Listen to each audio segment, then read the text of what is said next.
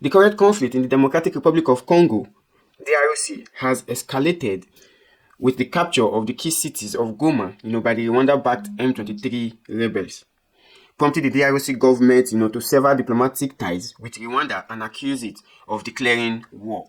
Now, as of February 2025, the situation remains dire, with hundreds of thousands of people, displaced and a humanitarian crisis unfolding. Now, this conflict has its roots in decades-old struggle over power, identity, and resources, with the M23 rebels asking to expand their control in the Eastern DRC Congo. The M23 rebels, mostly composed of people from the Tutsi ethnic group, have been fighting the Congolese army and the UN peacekeepers with the support of Rwanda, which has been accused of deploying thousands of its troops and heavy weapons on the Congolese soil. This conflict has caused significant humanitarian crisis, with over 50,000 people fleeing their homes and reports of mass panic, gunfire, and explosions in Goma. The international community, including the United States, France, and the United Nations, have called for a ceasefire and urged Rwanda to withdraw its support from the M23 rebels, with some countries, threatening sanctions against Rwanda. The DRC government has accused Rwanda of fueling the conflict and has sought international support to pressure Rwanda to stop, its alleged involvement, with the situation continuing to develop and the outcome remain uncertain. The conflicts in the Democratic Republic of Congo have deep historical and contemporary roots, with multiple factors contributing to the ongoing wars. Now, some of the primary causes, of these ongoing wars in the DRC, the colonial legacy. The borders that was drawn by the European colonial powers, particularly Belgium, created a fragile state structure with diverse ethnic groups and historical grievances that persist to this day. Because the Rwanda and the DRC, they share common border and also common language. So due to this division, some of the Tutsis were carved into DRC, who were basically from Rwanda. So it was as if an ethnic group was split into two. And it has been a source of conflict over decades. Because of the colonial legacy, Belgium in particular, that was, at the helm of affairs in the structuring and the dividing of regions by countries, not putting into cognizance, the languages, the traditions, and the cultures of these individuals that they are dividing. So it has always been a source of conflict. And the main reason for this particular conflict that is arising now is as a result of, trying to capture back a region that are mainly Tutsi-speaking regions.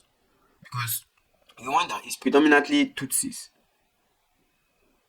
So they want to harness a part of the Congo for themselves, whose inhabitants also speak the same language. Just the same way Russia and Ukraine, they are fighting. Russia is trying to, annex some part of, Ukraine, claiming that originally belongs to them. So the conflict is just borderline conflict. We also have the ethnic tension. Ethnic divisions created by colonial practices and historical grievances have led to intercommunal violence and political rivalries, because the moment these regions were divided, it led to grievances and intercommunal violence and political clashes and all of that. That is why the country has remained unstable for decades. And DRC Congo is one of the countries with the highest resources in Africa, natural resources in Africa. Which brings us to natural resources. The fight for the DRC Congo, one of the major causes is natural resources. Because the DRC is rich in valuable minerals, such as coltan, gold, diamonds, and cobalt. So the exploitation of these resources has fueled conflicts between various armed groups and foreign interests. Because when interest aligns, there is peace. But when interest does not align, there is always conflict. So natural resources in the DRC has been one of the major reasons for the conflict in the regions. Because you create conflicts, and the people desert the region, and then you can do whatever you want to do. Because the people will be scared to go back to that same region if peace has not been restored to that region. The political rivalries also played a role, in the conflict in the DRC Congo. Post-colonial battles for power and control have been a significant driver of conflict, particularly since the country gained its independence in 1960, same as Nigeria. So the battle for power has been, another source of conflict in the DRC. Because if your interests align with my interests, like I said, we will be at peace. But if not, it will be a problem. So the battle for power, who will rule, has been also a source of conflict in the DRC Congo since it gained independence in 1960. And it is heartbreaking because the war has not ceased. A country rich in natural resources, a country that is supposed to be one of the best in Africa, is nothing to write home about. Why? Because of selfish interests, political rivalries, ethnic, tension, natural resources. So everyone is fighting to get a piece of the DRC. And also poor governance and corruption is one of the aspects that has led the DRC to its knees, because weak governance, corruption, and failure to provide essential services and security has destabilized the country. You need to take a look at the country. See how it looks like a refugee camp. Not well taken care of. The government is weak because why they succumb to colonial powers, that siphon resources out of the country, giving arms and ammunition to the citizens to fight themselves.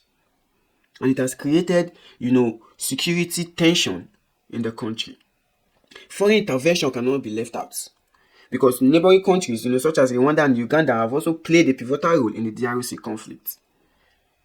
They often intervene militarily or backing armed groups for political, economic, and security reasons. Everybody wants to protect its borders. Everyone wants to be secured in its own front. So they need to sponsor their own military, or backed armed groups, either for political, economic, or security reasons. Because each group comes in play because they feel that they are not getting what they are supposed to get from the government. So foreign intervention has played a major role in the destabilization of the DRC Congo.